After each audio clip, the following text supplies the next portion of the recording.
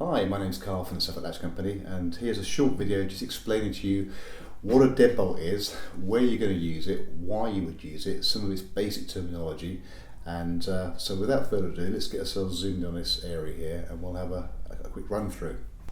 Okay, first we'll go through the component parts of a deadbolt. So first things first, we've got this little section here, which is the striker. This goes into the frame itself.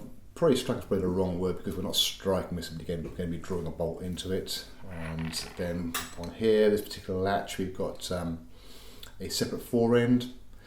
Now the important part to consider here is the distance between that face there and the centre of this bar opening here. And this is what we're going to call the back set, and that determines how far this particular product goes into the door.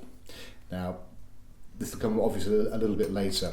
So the first question is, you might say to yourself, well, why would we not use instead a traditional sash bathroom lock? Well, the main reason for that is this gap here is absolutely nailed down. You cannot change. In this particular case here, it's a 57mm. You cannot change that. You might want your door handle or so your doorknob to be further apart. So you want to have a lower bathroom turn and release, or a higher knob, or you might actually want to reverse it, so you have the turn and release above and a handle below. So this way it gives you a bit more flexibility. Also, another thing to note here with bathroom deadbolts is that here we have a 8mm opening, which is used for traditional sort of lever handles and doorknobs. When it comes to the bathroom side, the turn and release always works on a 5mm opening.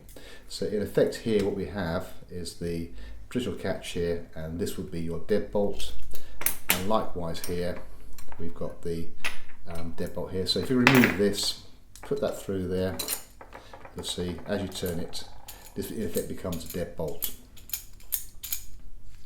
An extra layer of information you'll find on our website is directed to the right hand side of the main image.